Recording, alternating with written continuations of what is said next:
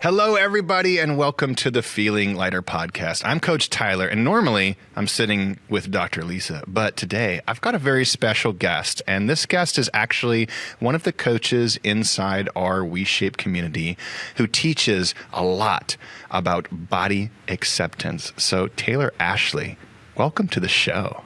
Thank you so much for having me. I'm excited to be here today. I'm excited too because, you've actually been a part of our community for a while, and actually we've only recently met. And when we started talking, I don't know about you, I'll speak for myself. I feel like I hit it off with you immediately. I was like, oh, I like her. I get her. I feel like I catch her vibe. And so for the people here who may not know who you are yet, if they haven't ever been a part of WeShape or taken any of your coaching calls inside that platform, tell us a little bit more, like, what is it that you do? What is it that makes you unique as well?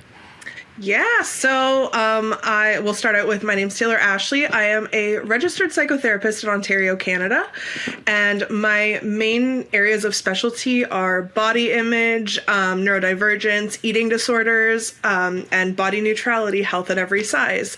So that's my main job, and then coaching and getting into this space started as a passion project along with kind of my day-to-day job, and it just took off from there. I ended up getting connected with people in my community, people in other communities like Dr. Lisa, and it's just given me the chance to really speak about what I love and help other people. So getting to be a coach for body image is something that I am so passionate about, and I hope people can feel that when they come through, but having these experiences is just a dream for me, so yeah. Yeah. Okay. Well, let's dive straight in because I want to get into the nitty gritty here because one of the things that you and I get to see a lot is people who blatantly or cryptically don't really like their bodies, don't really like how they look, and maybe don't even like themselves. And there's so much shame and guilt and self-judgment associated with this. So, from your perspective, I'd be curious, like, what do you often see are the things that people struggle with the most when it comes to just being like, accepting of self and feeling better about themselves? Yeah, one of the main things I've noticed over the last few years is that a lot of people don't, as you said, they could cryptically or outright not like themselves, but it's bringing awareness to kind of the self-talk that's going on is in our culture and growing up. Everything is so appearance-based in our culture, and it's weight-focused, it's defining this health based on diet culture, and is bringing attention to that awareness, intention, and noticing how much the way you talk to yourself and what you kind of take in from social media, people around you, family, even like studios that you go to for fitness or restaurants is a huge impact. And I think that's just getting worse and worse the more we let it go, rather than when we can catch it early or do prevention and allow people to reframe their thoughts of what health is and what their worth is, that it's not based on your body size. It's based on things like your values, your connections, how you feel physically and mentally. And I think that's such a big thing that we have to work on and keep reiterating to people to help them with their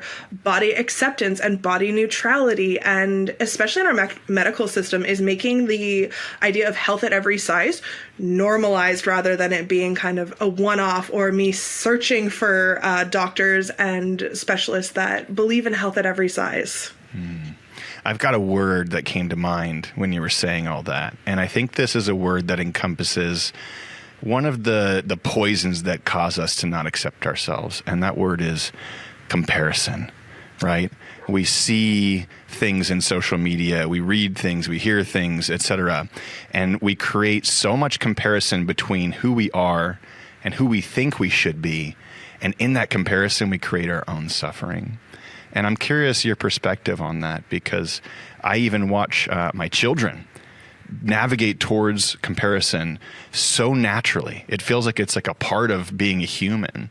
So what's your perspective on that? And how do we start to at least build the awareness and make some changes there so that we notice ourselves maybe comparing ourselves? And then what do we do then? And I think that's the hardest part is it is so innately built into us. It's the comparing from even when we're in schools is testing and how kids are going through the different stages of life and them not being exposed to different bodies or celebrating the uniqueness of all bodies. And when comparison comes up, I love to counteract that with compassion. So compassion instead of comparison. It's when we find ourselves comparing is catching it, being intentional about it, and then offering ourselves compassion. Why did this come up for me? Where is that belief coming from? Does this align with my values?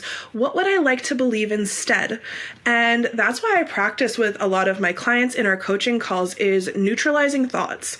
It's when we find this comparison or this negative self-talk coming up, it's I don't want you to sway to complete positivity. That's why I go for body neutrality and self-acceptance. It's how are we just going to make it kinder? How are we going to neutralize it? How are we just going to observe people around us? And observations are not a problem. Acknowledging the differences in bodies and people is not an issue. It's when we bring in that negative judgment and we just leave it at that is we had that negative thought, I'm just going to let it play through, versus acknowledging the negative thought, being uncomfortable with why that thought came up and really asking ourselves, why is it there? How can I just accept it for what it is and then keep moving? How can I neutralize it?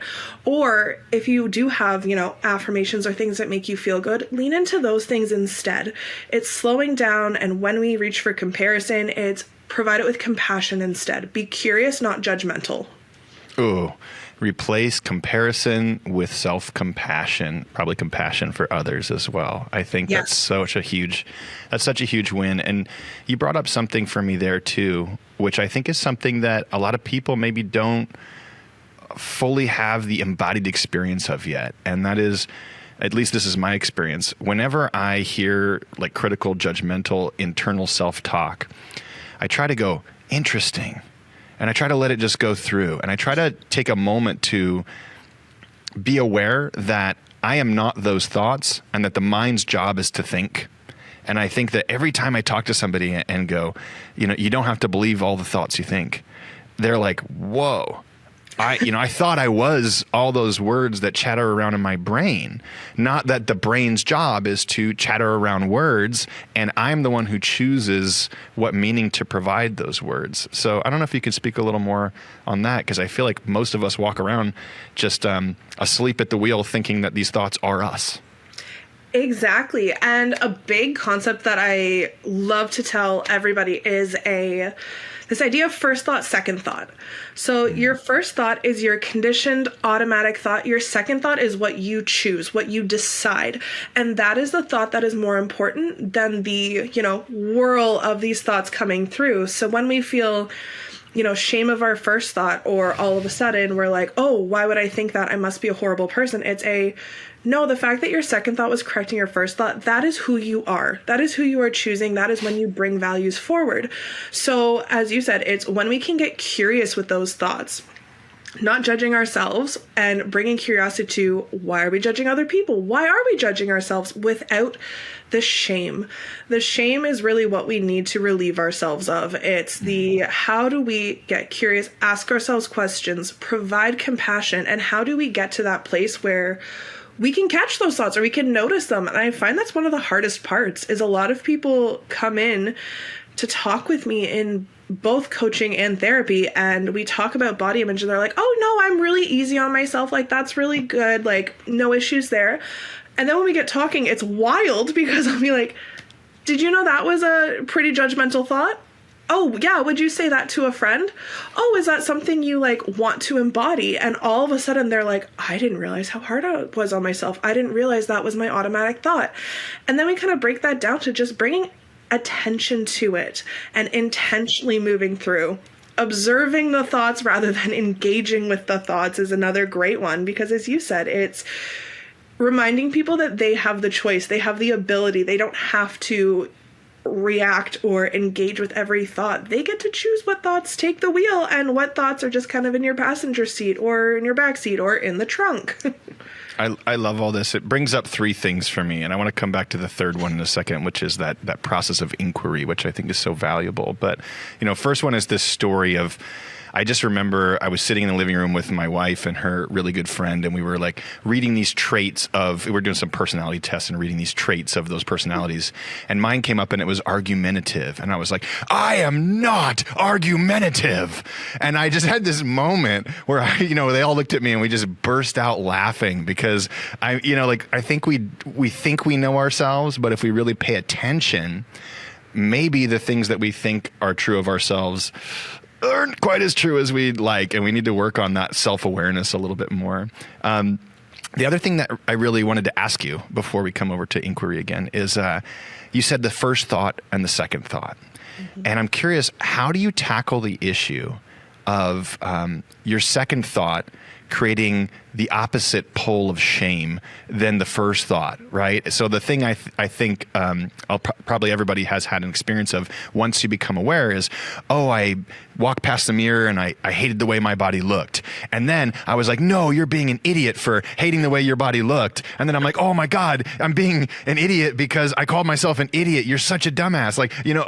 There's just this negative spiral that you can get caught in of being judgmental and critical of your secondary and tertiary and so on and so forth thoughts. So how do you help people pause that and go back to compassion, like you said? Yeah, so there's a couple different ways, and it's so funny because we've all gone down that negative spiral of just being like, darn it, like I've done so well. I hear clients coming in and they're like, I was doing so well on this thing, came in and then I just held on to that, and it's you got to learn to let it go. You just have to observe it, be like, crap, maybe next time. Another funny one is if you just name or create kind of like a persona in your head of what these automatic thoughts are. So sorry for all the Steves listening, but this is the name that comes up most. So just like the first thought is, oh, I don't like my body. And then Steve goes, well, you're an idiot. Well, Steve, you need to pipe down for a second because like, that's not very nice. And I love this kind of work. So I work a lot with parts in my therapy work, but it's just externalizing it a little bit. It's adding some humor to it. It's adding, if you don't want it to be mean Steve, then it's adding compassion to the part that is coming in being like, you're such an idiot. It's okay, nope, maybe we just need to pause. We need to realize why this huge judgmental part of ourselves is coming in. And can we at least give kudos that we recognize that part that's coming in and calling us an idiot? Oh, how can we neutralize it? Okay, I'm not an idiot.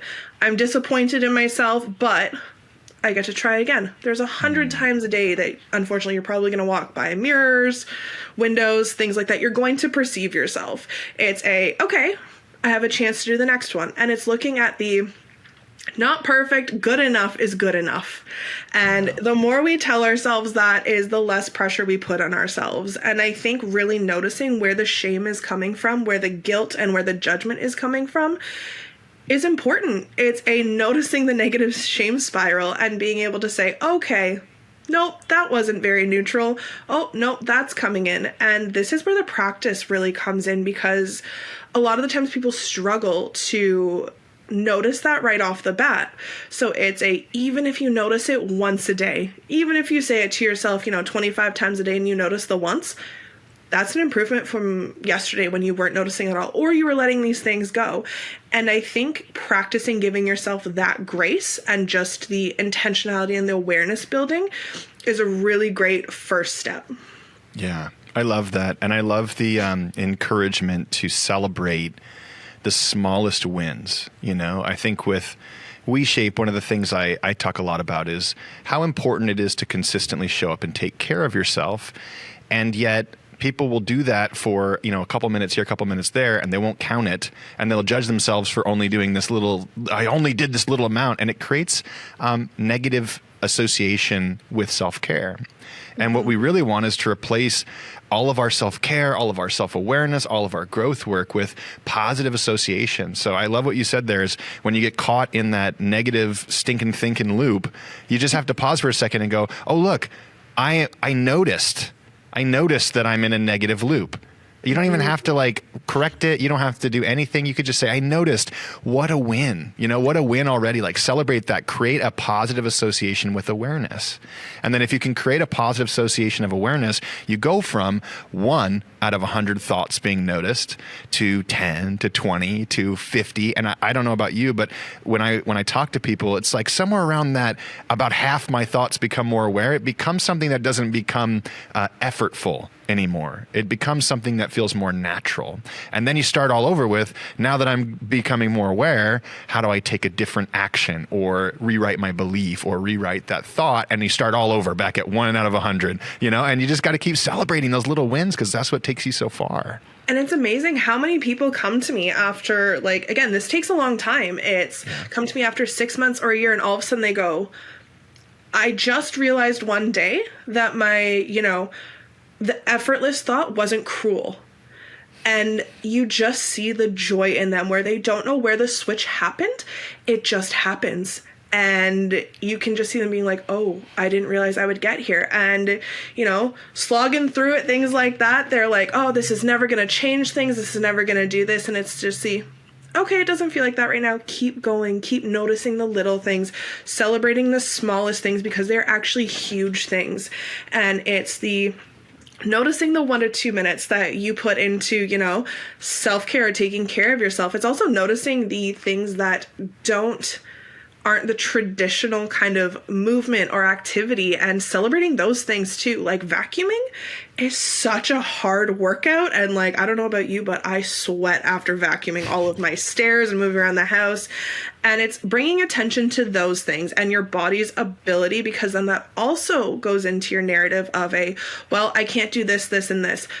But you can do the functionality things, and giving yourself small little things, small but huge things like that actually really helps the way you look at yourself and the way you talk to yourself, and just bringing attention to and I did this today, and I did this today. Oh, look at that. So it's building upon those things over time. And usually there is that moment of all of a sudden there's a switch. And then when the switch happens, as you said, you go back to square one in a different way, in a more intentional and a more almost feeling of controlled way, and a whole new way to kind of look at your inner dialogue and your relationship with yourself. To me, it feels like freedom. It feels like choice, right? Before, we're just like, we're going down the river, and whichever way the current takes us, we have to go. Mm-hmm. And then awareness brings this ability to say, oh, look, I can go that way, or I can go that way. And then action means I'm going that way instead, right? And I just wanted to say something that came up for me there. This is why I love this combination of physiology and psychology, of movement and mindset, because they functionally work the same, right? If you feel horrible in your body, it's likely because you're not moving well, and we need to move your body better. That's why I got this shirt, move better. My back of my shirt says feel better, right? And at first, the repetitions require a lot of effort to get right. And over time, they become more and more of an unconscious activity, and it gets easier and easier to do. And so if I tell you, okay, your knee hurts because you have an internally rotated hip and a valgus collapse, and if we can fix that, your knee will probably feel better. Well, it's going to take hundreds or thousands of repetitions of your various movements to repattern the way that your muscles support your hip and your knee. Just like when we walk past the mirror and we notice something negative, we have poor thinking. And we need to rewrite that poor thinking through the same repetition that we would rewrite poor movement. And that's why I love them so much together, because they're both a practice of just noticing what's happening inside of us and making a change. And movement is such a great teacher of that, because it's not something that you're typically as judgmental about. But if you apply it to the psychology, then all of a sudden this whole world opens up for you. The pyramid scheme of you gotta give energy to get energy is wild. Is the fact that, I get to tell people, well, if you go outside for like 10, 15 minutes and take a walk, unfortunately, your grandmother was right of get outside for a walk. It doesn't fix everything, obviously, but it's going to get you into that routine of showing up for yourself. And I think that's a huge thing of what you're talking about, is We want consistency in a way that is sustainable. And when we build these skills take practice.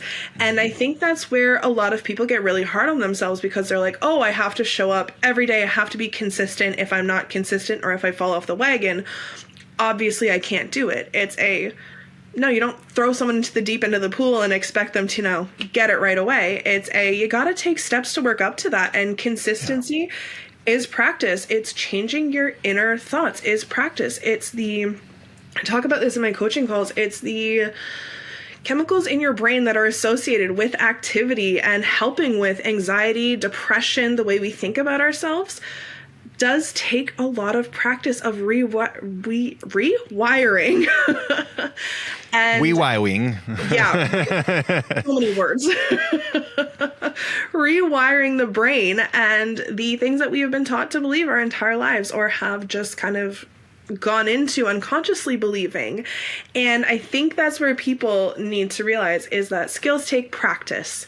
And yes, noticing these things is doing things for yourself and picking something that is sustainable for you, so that you're not setting yourself up for failure of I'm going to do this, 7 days a week for an hour. As you said, is building up those muscles in your hips and knees.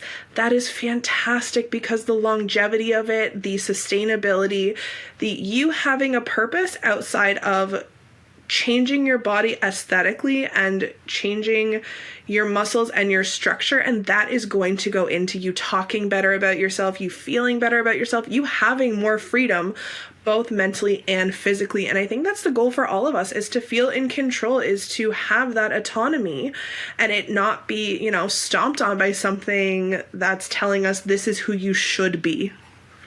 I love that. And I one of the things I've been saying to people more lately who struggle to show up consistently for themselves is do less more, right? Yes. Do less more. And so many people show up in the attempt to change their body and their life with this degree of intensity that's unsustainable.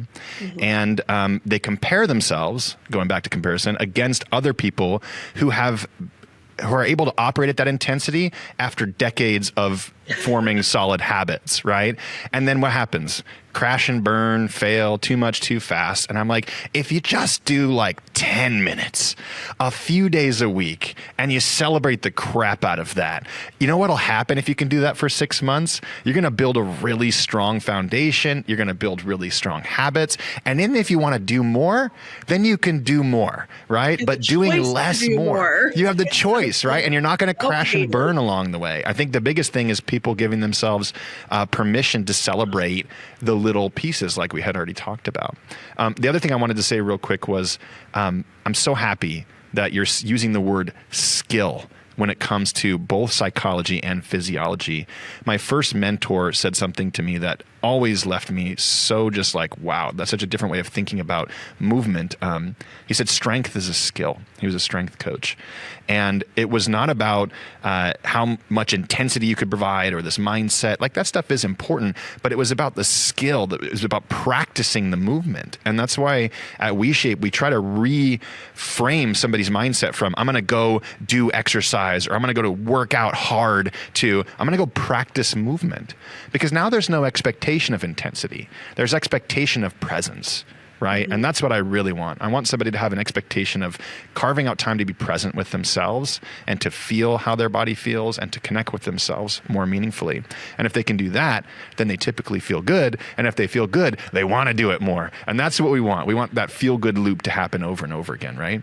And I always tell people it's when they're worried about kind of weight plays into a lot of it, which everybody's on their own journey, and body autonomy is huge. And if, your goal is to lose weight, then I always tell people I go for body acceptance, neutrality. You don't have to love your body every day to show up for yourself.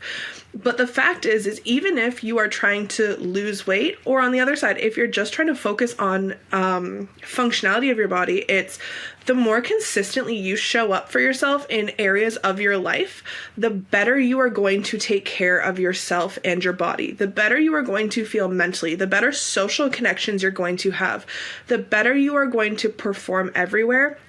because you have found something that works for you.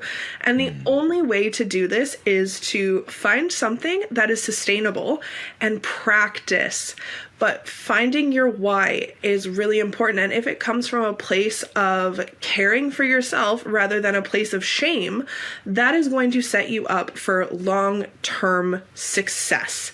And success is determined on all different levels for all different things. I have people coming who, you know, have success in they've worked up to the weights and the skills. They've worked up to going and doing marathons. I've also had people where their success is the, hey, guess what?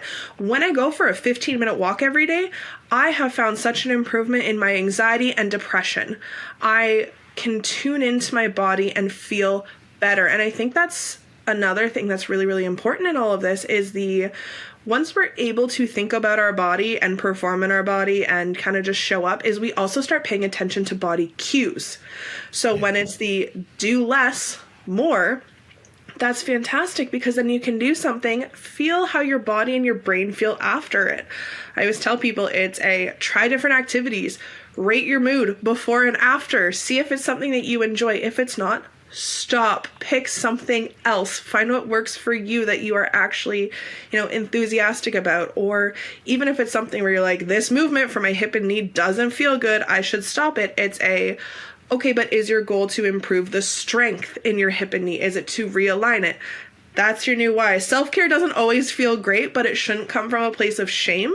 It should come from a place of celebrating yourself, your actual functional goals of how you're talking to yourself. And then you are going to show up in all parts of your life. So you're going to start eating better because nutrition helps our body function better. It's just a fact. You're going to start having those more solid connections because when your values are outlined, you're going to bring in people who are also the same values. You're going to start doing the activities that you want to do because you've now shown yourself that you are someone worth showing up for. Ooh, yeah. I love that last line, especially. That's the line I preach in our challenges more than any other. Is just like, if you can look at yourself in the mirror and truly feel like you're worthy of love and care, just as you are right now, you might show up and love and care for yourself. And if you do that, you might also offer that to others from a really genuine place. And it's just going to make the world such a better place. And so much of what is prevalent in the fitness industry is you should hate yourself, and so you should do this program so you can fix yourself, right? It's just like, it's ridiculous. And we wonder why we can't stick with anything. We wonder why people have such horrible self-esteem and self-image and self-abandonment and inability to connect with self. It's because we're cutting ourselves off at the neck. We're not listening to what our bodies are doing. We're not taking care of ourselves, and we don't have intrinsic self-worth. And it's really sad. We aren't showing up authentically. And this is one of my favorite things to point out to people. If you show someone compassion, if you talk about them in those ways and then you turn it on yourself and you are not talking to yourself in that way, you're going to wonder why you feel icky or why that doesn't feel good. It's because you are not authentically showing up. So if you cannot offer people the same thing that you offer yourself, then it's but that doesn't align with your values. That doesn't align with how you see yourself. So let's work on that. And it's exactly, you are not a constant work in progress. There are always things that you can add to what you want to do. So yeah, I want to try this activity, or I want to show up more consistently for this workout or this stretch, but it doesn't have to be from a place of, I always need to be improving myself. It can be from a place of, I really like where I'm at and this seems interesting to me, or, I think this could be beneficial for me and what are my goals? So it's really viewing yourself as how am I going to do this for me? And not just because I need to fix this or I need to change this about myself. I want to add this. I think this would be great. And I think that's really important with the individualized challenges and asking people to do that and asking them to take inventory of how they're feeling, how long they want things each day, is giving them options so that they know that's okay to do. Yeah, I feel like this topic of people feeling like they need to fix themselves is a big one, right? It's like if we look in the mirror and we think I need to fix myself, underneath that unquestionably is some sense of self-worth that's falling apart. And that's really sad, I think. And I think it's something that sometimes even if we can just have the awareness around that, it's like hard to come out of that, right? So like for the people who maybe are having that awareness and they're like, wow, I do have low self-worth. I don't take care of myself. I constantly make excuses as to why I shouldn't show up for myself. Like, how do we get people to take that first step? Yeah, it's noticing, again, what you're saying to yourself, and then really asking yourself, what are the beliefs around this? Why is this coming up for me? Is it coming up in certain situations around certain people? Whose voice is that? And where did I learn that? And then having things in your back pocket to neutralize it. Have I like to call it like a self-care menu, or like a bad body day menu, where it's affirmations or, reminders of if you're having a really rough body image day, put on a comfier outfit, have your default outfit. It's if you aren't showing up for yourself for a workout that you're like, no, I have to or else I feel bad. It's can I just stretch for 5 minutes? Can I just give myself permission to kind of slow down and take this in? But I think it's really asking yourself also, what would I like to believe instead?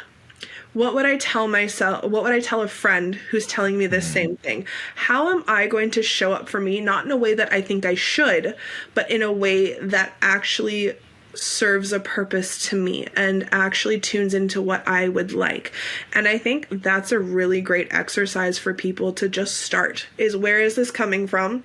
Where is this belief?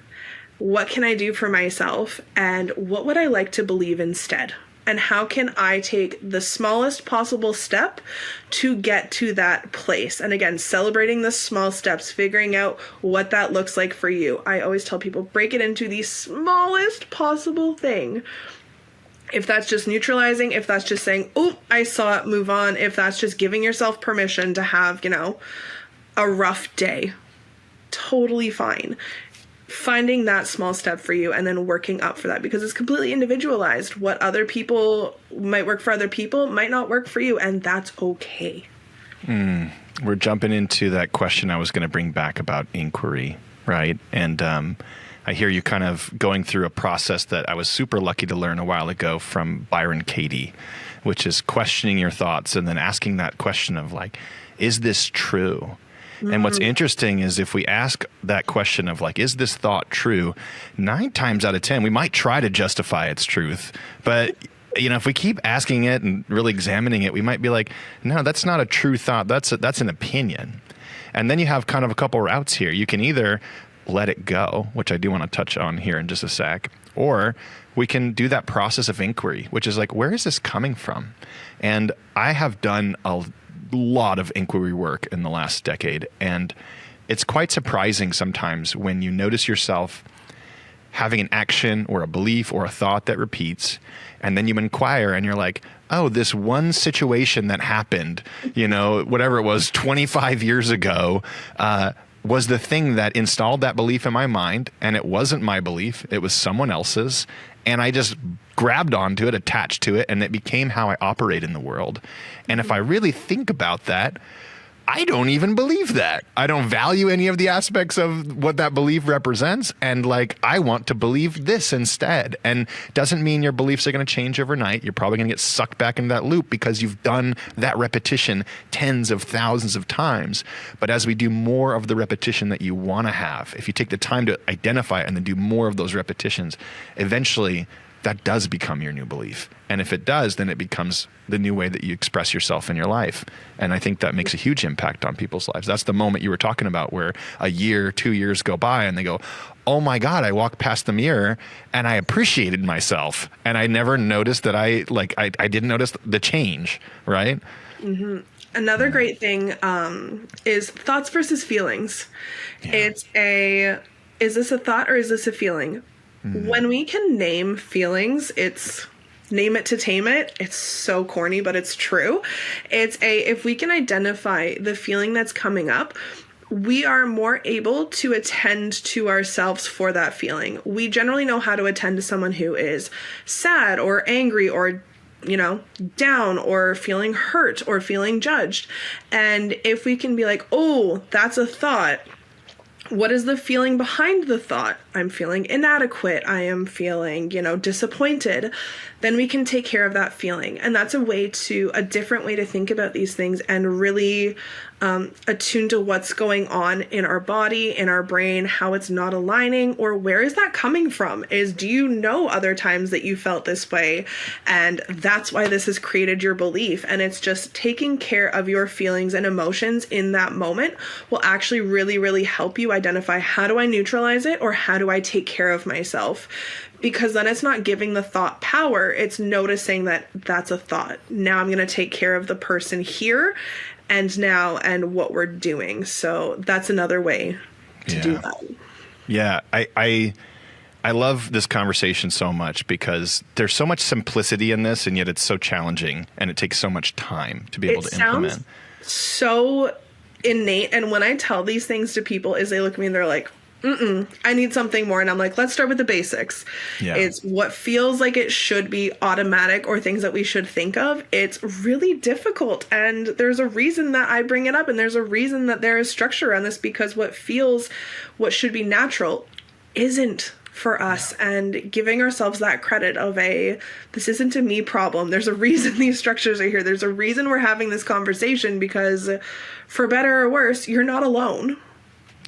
Yeah, you're not alone. And I want to go back to a tool you mentioned, because one of the things I often see people struggle with is they're feeling a lot of feelings. They're feeling overwhelmed. They're noticing these critical thoughts, and they don't know what to do with it.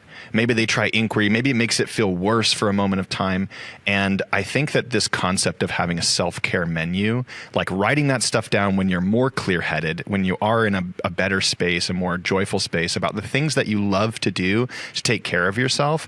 And then when you're in that dark space, just go to the self-care menu and just do one of these things for like 2 minutes, right? Like just start super small. And then of course it'll probably snowball into something more. That can be such a huge impact on your overall sense of well-being. And you want to see something funny? This is funny. So for the viewers out there, you probably can't see exactly, but on the inside of my forearm here, right, I have I have 8 things that I do for self-care.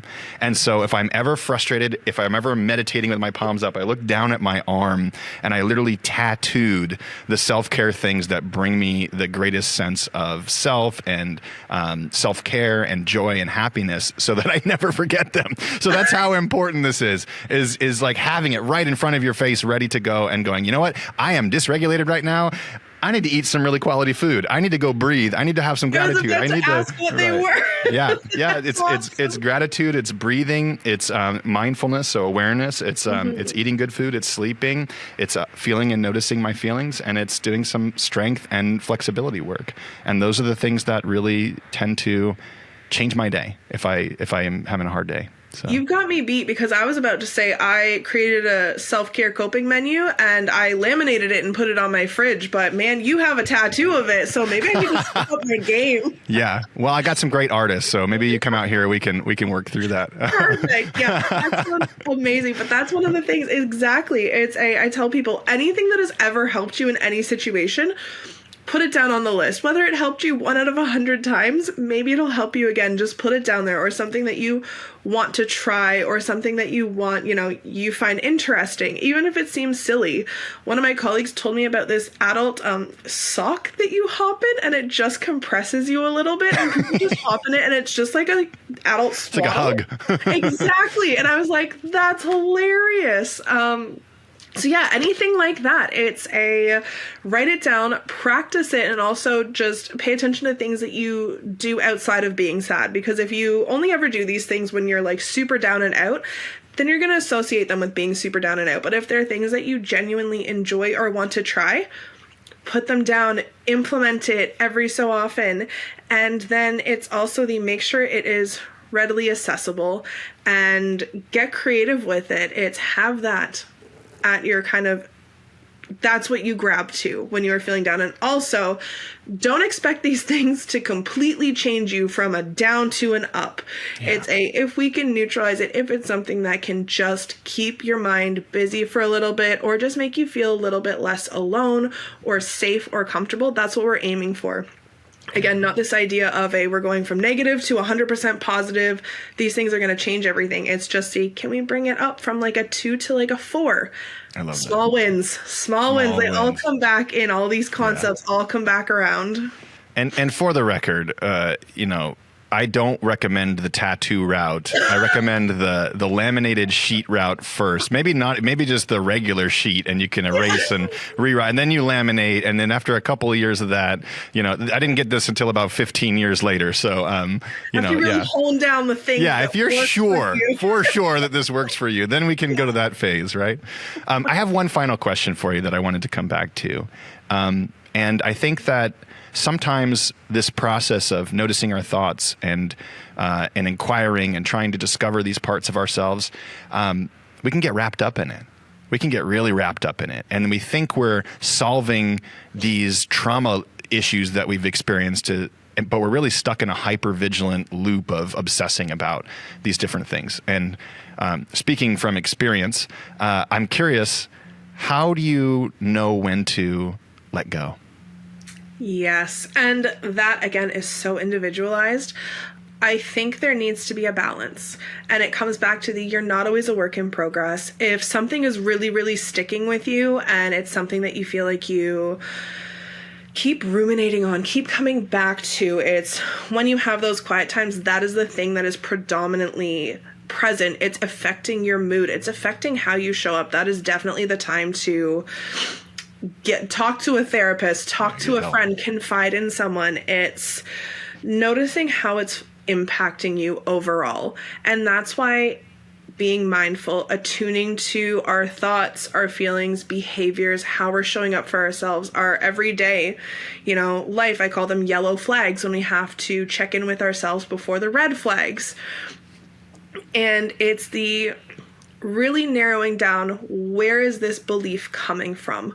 Why am I so stuck on this thing that it is taking over? What do I want to change, or what would help me in this way to kind of get me unstuck? And it comes to a point of what am I going to radically accept because it's not my job to change?